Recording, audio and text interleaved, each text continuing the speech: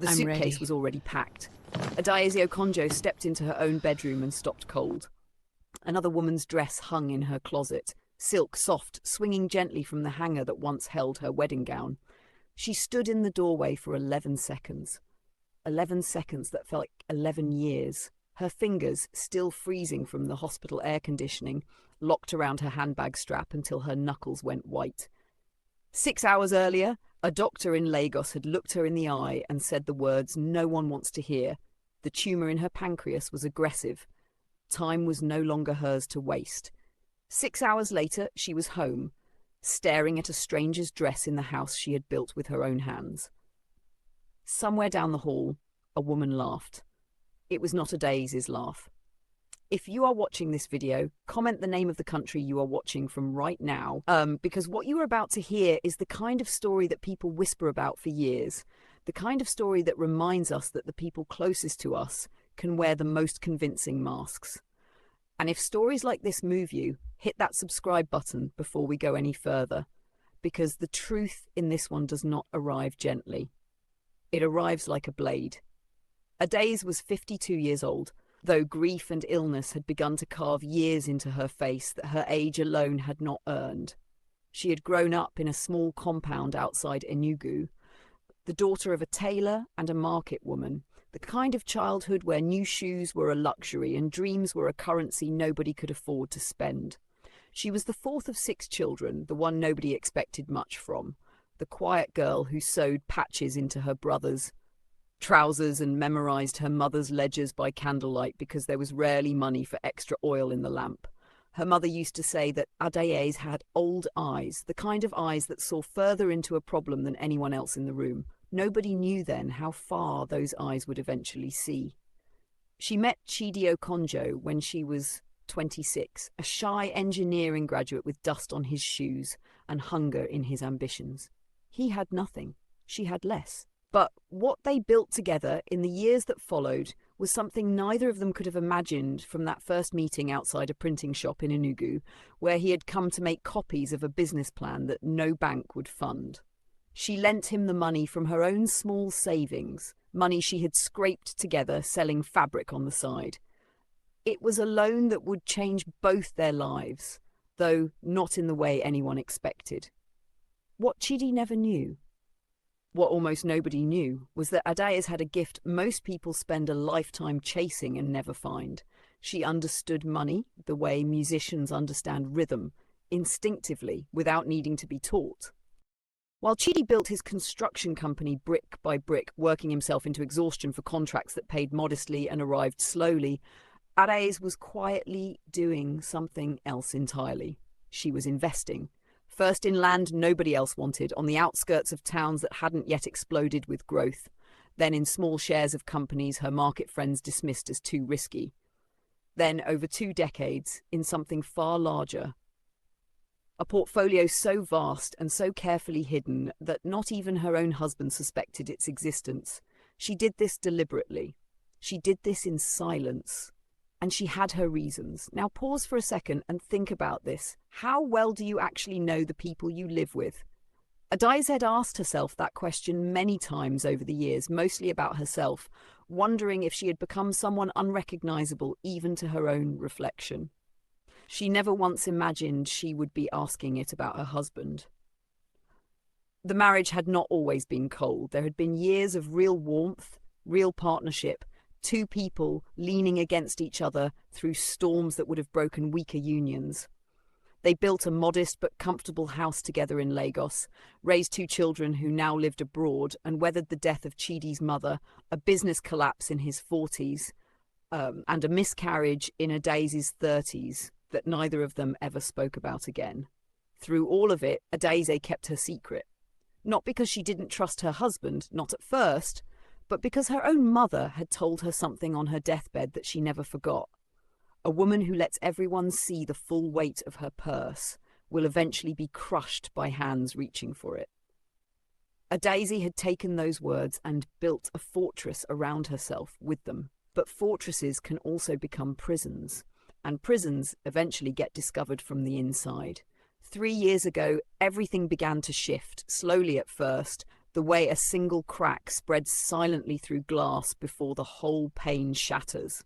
Chidi's construction company had finally begun thriving after decades of struggle, no thanks to any hidden wealth from Adaeze. He still believed his wife's modest fabric business was her only real income, supplemented by what he assumed were small investments from her father's estate. He didn't know that his wife quietly owned significant shares in 3 of the companies that supplied his own construction materials. He didn't know that when his company nearly collapsed during a cash flow crisis 2 years ago, working anonymously through a lawyer in Abuja who had arranged an investor to save it. He thanked God for that mysterious investor every day. He never once thanked his wife because he never knew to. And it was around that same time, flush with new success and the confidence that came with it, that Chidi met Ifeoma. She was 34, sharp-tongued, magnetic in the way that dangerous things often are. She worked as a marketing consultant for one of his new clients, and what began as professional meetings slowly bled into something else. Long phone calls that stretched past midnight, working dinners that Chidi stopped mentioning to his wife, a familiarity that grew roots before Adaeze even noticed the seeds had been planted. Adaeze noticed anyway. She always noticed things. It was, after all, her particular gift. She said nothing. This is where the story could have taken an ordinary turn, the kind you've seen 100 times before. A wife discovers an affair, confronts her husband, and either leaves or stays in bitter silence. But nothing about Adaeze Okonjo was ordinary, and nothing about what happened next followed a predictable script. Because 3 months before she stood in that doorway and saw a stranger's in her closet, Adaeze had received a phone call that would change the direction of everything. It was a diagnosis. Stage 3 pancreatic cancer, the doctor explained gently, using the careful language doctors use when they are trying to soften something that cannot be softened.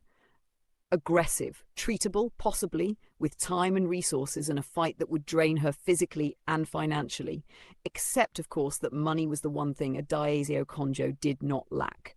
She told no one. Not her children abroad, not her sisters, not even Chidi. Why would a dying woman keep such a secret from her own husband?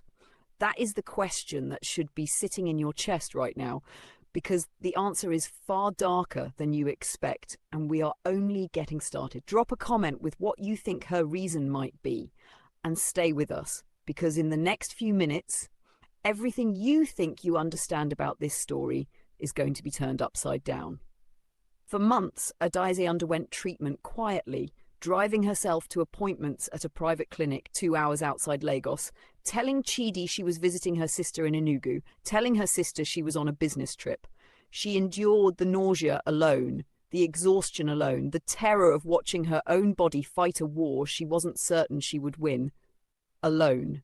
She did this not because she didn't love her husband, but because some small, wounded part of her wanted to see what he would do if he thought she was simply distracted and distant rather than dying.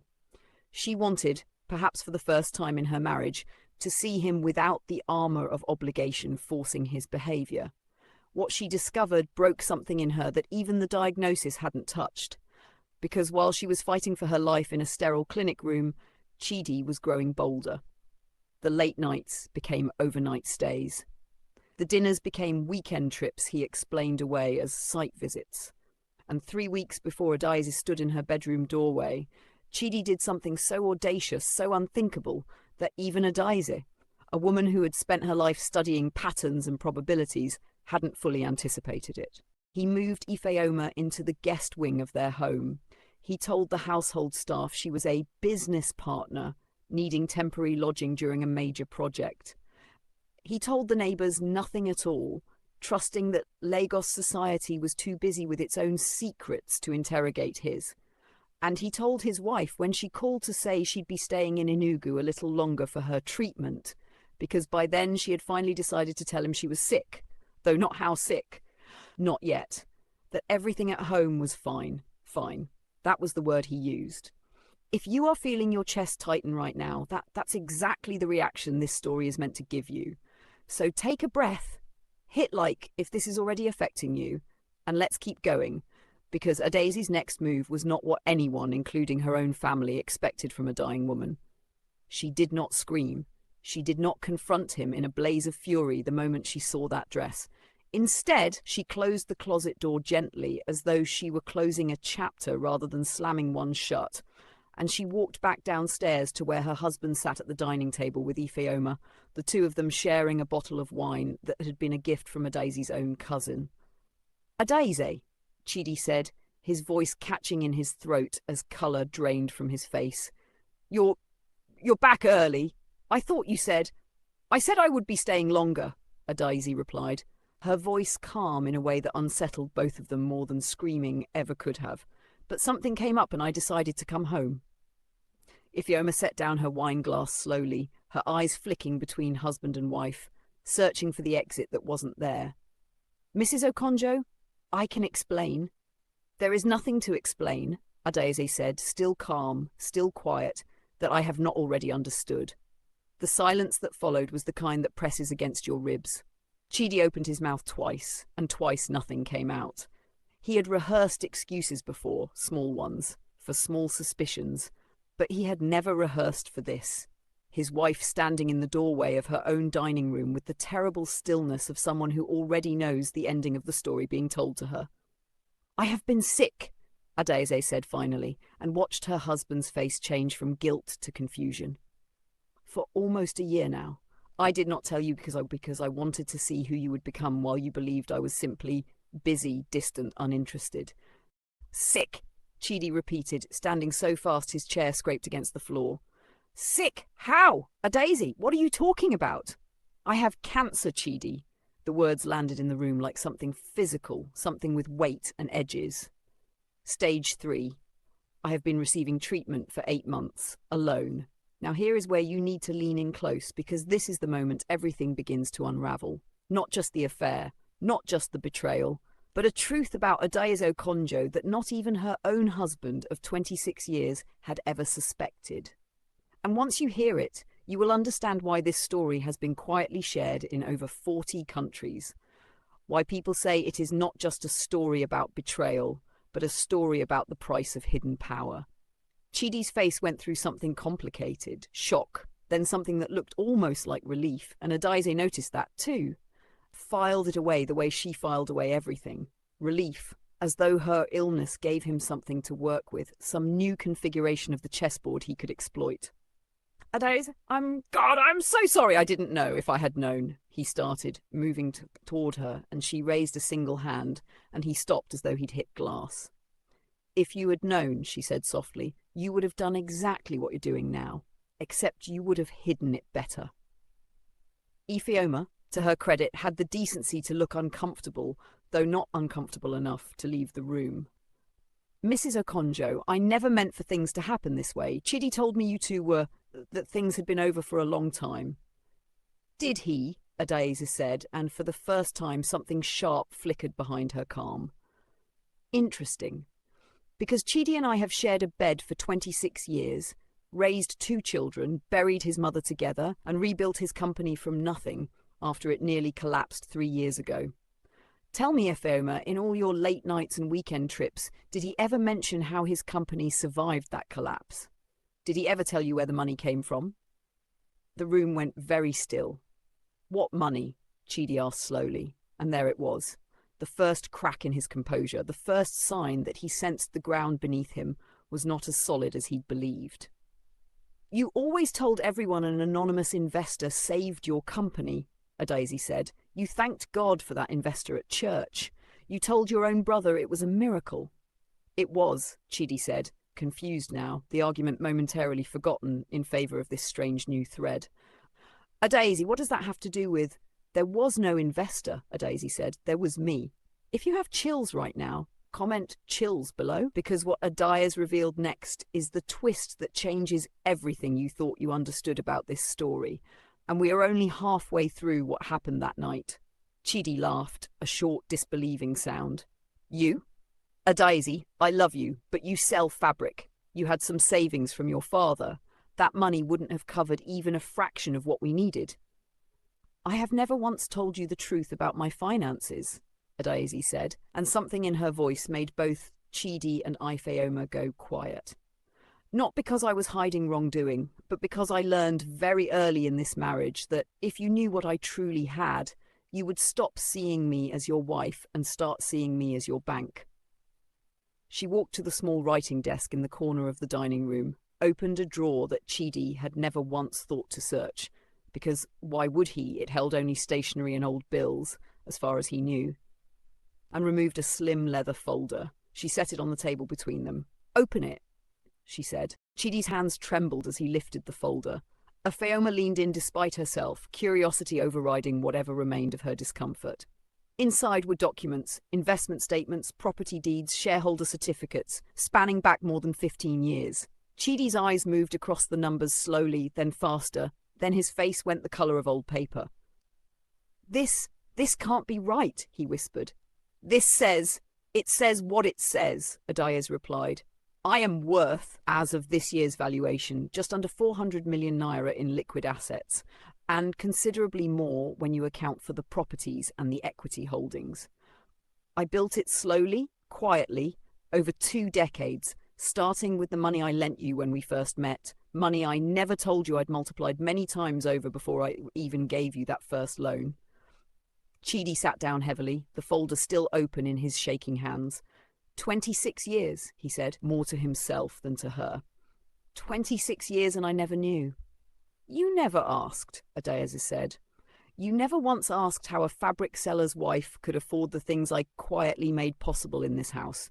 You simply accepted the comfort and assumed it was owed to you. Now, if you think this is where the story ends, wife reveals hidden wealth, husband is humbled, everyone learns a lesson, you are about to be proven very wrong, because what happened in the weeks that followed was far more dangerous than a simple confession, and it is going to test everything you believe about loyalty, forgiveness, and revenge. So stay close, because we are heading into the most intense part of this story now." Ifeoma, sensing the shifting ground beneath her feet with the instincts of someone who had built a career reading rooms, straightened her posture and reached for something that might salvage her position. "Mrs. Okonjo, I understand this is difficult, but perhaps this changes things for the better. Chidi clearly still cares about you, and now that everything is out in the open—" "Get out of my house," Adaeze said, and though her voice remained quiet, something in it made Ifeoma's mouth close instantly. "You have 30 minutes to collect your things." "Adaeze, wait," Chidi started. "And you," Adaeze turned to him, "have exactly as long to decide whether you are staying in this house tonight, because if you are, it will be under conditions you will not enjoy." What none of them knew, what Adaeze herself had only just decided, standing in that dining room with a death sentence in her own body and a betrayal unfolding in front of her, was that this night was not the climax of her plan. It was only the beginning of it. Because Adaeze Okonjo had spent her entire life being underestimated, and dying women, it turns out, have very little patience left for being underestimated any further. Over the following 2 weeks, Chidi tried everything. Apologies delivered with wilting flowers he'd once have considered beneath him to buy. Long, tearful confessions about loneliness and feeling invisible in his own marriage, as though Adaeze's silence about her wealth was somehow equivalent to his silence about his affair. He moved back into the main house. Adaeze allowed this, calmly, almost clinically. But he slept in the guest room now, a strange inversion of the arrangement he had built for his mistress weeks earlier. Adaeze, meanwhile, continued her treatment. Chidi drove her to appointments now, sat beside her during infusions, held her hand when the nausea overtook her in the middle of the night. To an outside observer, it might have looked like reconciliation. It was not. Adaeze was watching him the way she'd always watched everything. Carefully, patiently, calculating. "Why are you doing this?" her older sister Chiamaka asked her one evening, having finally been told the truth after weeks of Adaeze's silence. "Why let him back into your bed, into your life, after what he did, after what you have?" Adaeze considered the question for a long moment before answering. "Because I want to see the whole shape of the man before I decide what to do with him," she said. "A snake does not show you its whole body when it first bites. You have to watch it move to understand how dangerous it really is." "This is your moment to comment. Do you think Chidi deserves forgiveness after everything he's done? Or do you think Adaeze is playing a longer game than any of us can see? Because I promise you, what happens next will surprise even those of you who think you've already guessed the ending. 3 months into Adaeze's renewed treatment, with her prognosis cautiously improving, thanks to the aggressive care she could now afford without limitation, Chidi made a mistake that would prove fatal to whatever fragile trust had begun rebuilding between them. He believed, wrongly, that Adaeze's newfound openness about her wealth meant her guard was finally fully down. He believed that a woman fighting cancer, a woman who had taken him back into her home, was too weak, too distracted, too grateful for his renewed presence to notice what he did next. He began quietly transferring funds from a joint account Adaeze had set up months earlier, not out of naivety, but as a test, one final test she had designed specifically to see whether her husband had truly changed or whether the affair had simply been a symptom of a deeper rot that had always lived in him. The account held 11 million naira, a fraction of her true wealth, deliberately positioned as bait. Chidi moved nearly all of it into a new account in his own name within 6 weeks, telling himself it was for future security. Telling himself Adaeze, given her illness, might not survive to notice or care. Adaeze noticed within days. She always noticed. And this is where the story takes its final devastating turn, because what Adaeze did next was not born of anger, though she had every right to feel it. It was born of something colder, something that had been building in her for 26 years of silence, of shrinking herself, of hiding her own power to protect a marriage that, she finally understood, had never truly seen her at all. She called a meeting, not a confrontation in the dining room this time, but a formal one in the office of her lawyer in Abuja, the same lawyer who had anonymously saved Chidi's company 3 years earlier without his knowledge. Chidi arrived, expecting, perhaps, another emotional conversation. What he found instead was a room full of documents already signed, a divorce petition already filed, and a prenuptial-style post-nuptial agreement he did not remember signing until Adaeze reminded him, gently, devastatingly, that he had signed exactly such a document 8 years earlier during a period when he'd needed her cooperation for a business loan application. Believing at the time it was simply a formality neither of them would ever need to use. "You built an empire believing I was blind to it," Adaeze said, sliding the final document across the table toward him. "I let you believe that because it protected me. But I was never blind, Chidi. I was patient. There is a difference, and it has cost you everything." The company he'd built, the one she had secretly saved once already, was, according to documents from 3 years earlier that Chidi had signed without reading closely during the crisis, 40% owned by the very anonymous investor who had rescued it. Adaeze had never exercised her rights as a shareholder. Until now. Chidi sat frozen as his lawyer, hastily summoned, confirmed what he could not accept. His wife, the woman he had humiliated, betrayed and nearly robbed, held enough legal and financial power to dismantle everything he had spent his life building and had chosen, until this very moment, not to use it. If your heart is racing right now, comment, "Not what I expected," because this story is proof that the quietest people in the room are often holding the most power, and we still have one final gut punch waiting for you before this story closes. The divorce proceedings that followed were swift and largely private, because Adaeze had no interest in public spectacle or revenge theatre. She did not strip Chidi of everything, though she could have. She retained her majority stake in his company, but allowed him to continue running it under new terms, with a portion of profits directed toward a foundation she established in her own name. A foundation for women, particularly market traders and small business owners like her own mother had once been, who needed capital and mentorship without needing to marry into it or hide it from husbands who might resent their success.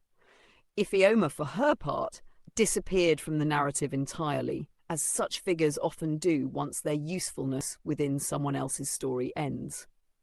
Adaeze's cancer treatment, fully funded and aggressively pursued, moved her into remission 14 months after that night she found a stranger's dress in her closet. She moved into a new home, smaller than the one she'd shared with Chidi for over 2 decades, but entirely her own. the first space in her adult life that belonged to no one's expectations but hers.